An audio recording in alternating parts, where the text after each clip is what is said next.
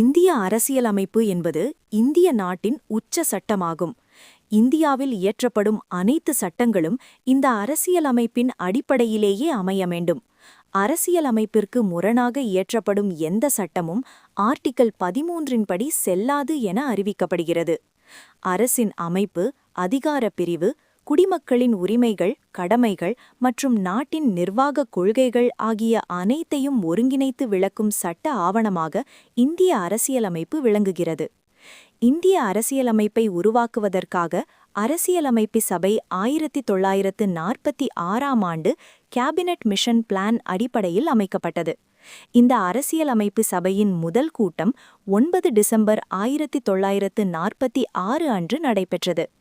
பல்வேறு விவாதங்கள், கருத்து வேறுபாடுகள் மற்றும் ஆலோசனைகளுக்கு பிறகு இந்திய அரசியலமைப்பு 26 நவம்பர் 1949 அன்று ஏற்றுக்கொள்ளப்பட்டது.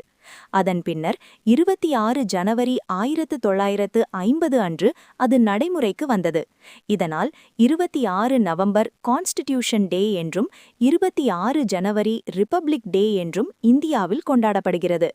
அரசியலமைப்பை முழுமையாக உருவாக்க 2 ஆண்டு 11 மாதம் 18 நாட்கள் எடுத்தது என்பது தேர்வுகளில் அடிக்கடி கேட்கப்படும் முக்கிய தகவலாகும். இந்திய அரசியலமைப்பின் வரைவு குழுவின் தலைவராக டாக்டர் பி.ஆர். அம்பேத்கர் இருந்தார்.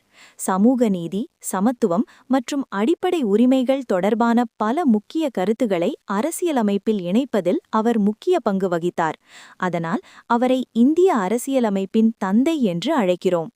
இந்திய அரசியலமைப்பு உலகின் மிக நீளமான எழுத்துப்பூர்வ அரசியலமைப்பாக கருதப்படுகிறது. ஆரம்பத்தில் இதில் 395 ஆர்டிகல்ஸ், 22 பார்ட்ஸ் மற்றும் 8 ஸ்கெட்யூல்கள் இருந்தன. பல அரசியலமைப்பு திருத்தங்களுக்கு பிறகு தற்போது 25 பார்ட்ஸ் மற்றும் 12 ஸ்கெட்யூல்கள் உள்ளன. ஆர்டிகல்ஸ் எண்கள் 1 முதல் 395 வரை இருந்தாலும் ஆர்டிகல் 21A, 330A போன்ற துணை ஆர்டிகல் சேர்க்கப்பட்டதால் மொத்த சட்ட பிரிவுகள் 448க்கும் மேற்பட்டவையாக உள்ளன. அரசியலமைப்பின் கடைசி ஆர்டிகல் எண் ஆர்டிகல் 395 ஆகும். இந்திய அரசியலமைப்பு பல நாடுகளின் சிறந்த அரசியல் மற்றும் சட்ட அம்சங்களை இணைத்து உருவாக்கப்பட்டுள்ளது.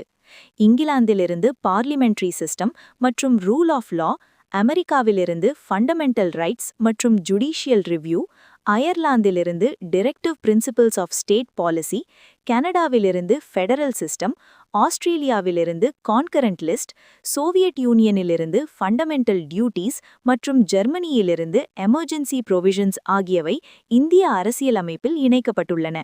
இதன் காரணமாக இந்திய அரசியலமைப்பு ஒரே நேரத்தில் ரிஜிட் மற்றும் ஃப்ளெக்சிபிள் தன்மையை கொண்டதாக உள்ளது. அரசியலமைப்பின் தொடக்கத்தில் உள்ள முகப்புரை அரசியலமைப்பின் ஆன்மா என அழைக்கப்படுகிறது. We the people of India என்ற வார்த்தைகளால் தொடங்கும் முகப்புரை இந்திய மக்கள்தான் அரசியலமைப்பின் இறுதி அதிகாரம் என்பதை வலியுறுத்துகிறது. இதில் India sovereign, socialist, secular, democratic republic நாடு என அறிவிக்கப்படுகிறது. சமூக, பொருளாதார மற்றும் அரசியல் நீதி, சிந்தனை மற்றும் வெளிப்பாட்டு சுதந்திரம், சட்டத்தின் முன் சமத்துவம் மற்றும் சகோதரத்துவம் ஆகியவை முகப்புரையின் முக்கிய இலக்குகளாகும். 42வது அரசியலமைப்பு திருத்தம் மூலம் சோஷலிஸ்ட் மற்றும் செக்யுலர் என்ற சொற்கள் முகப்புரையில் சேர்க்கப்பட்டன. இந்திய அரசியலமைப்பின் பார்ட் 3இல் அடிப்படை உரிமைகள் வழங்கப்பட்டுள்ளன. ஆர்டிகிள் 12 முதல் ஆர்டிகிள் 35 வரை உள்ள இந்த உரிமைகள் குடிமக்களின் சுதந்திரத்தையும் மனித மரியாதையையும் பாதுகாக்கின்றன.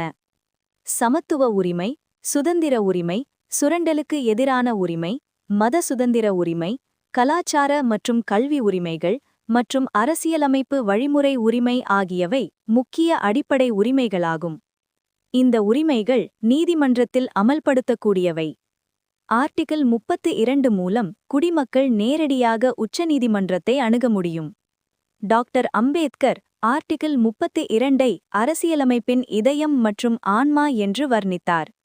அவசரநிலை காலத்தில் சில அடிப்படை உரிமைகள் தற்காலிகமாக நிறுத்தப்படலாம் என்பதும் தேர்வுகளுக்கான முக்கிய தகவலாகும். பார்ட் 4இல் உள்ள மாநில கொள்கை வழிகாட்டி நெறிமுறைகள் அரசுக்கு நல்ல நிர்வாகத்திற்கான வழிகாட்டுதல்களாக உள்ளன. இவை நீதிமன்றத்தில் அமல்படுத்த முடியாதவையாக இருந்தாலும் நலநாட்டை உருவாக்கும் நோக்கத்துடன் சேர்க்கப்பட்டுள்ளன. சமூக நலன், சமச்சீர் ஊதியம், கல்வி மற்றும் சுகாதாரம் போன்ற இலக்குகளை அடைவதே இந்நெறிமுறைகளின் முக்கிய நோக்கமாகும். 42வது அரசியலமைப்பு திருத்தம் மூலம் பார்ட் 4A-யில் ஃபண்டமெண்டல் டியூட்டிஸ் சேர்க்கப்பட்டன. ஆர்டிகிள் 51A-யில் குறிப்பிடப்பட்டுள்ள இந்த அடிப்படை கடமைகள் குடிமக்கள் அரசியலமைப்பை மதிக்கவும், தேசிய ஒற்றுமை, சுற்றுச்சூழல் பாதுகாப்பு மற்றும் சமூக ஒழுக்கத்தை பேணவும் வலியுறுத்துகின்றன. இவை நீதிமன்றத்தில் அமல்படுத்த முடியாதவையாக இருந்தாலும் நல்ல குடிமக்களை உருவாக்குவதில் முக்கிய பங்கு வகிக்கின்றன.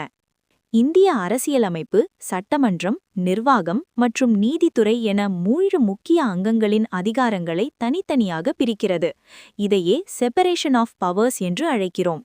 இந்திய நீதித்துறை சுதந்திரமாக செயல்பட்டு அரசியலமைப்பின் காவலனாக விளங்குகிறது. அரசியலமைப்பை காலத்திற்கேற்ப மாற்ற ஆர்டிகிள் 368 மூலம் திருத்த நடைமுறை வழங்கப்பட்டுள்ளது.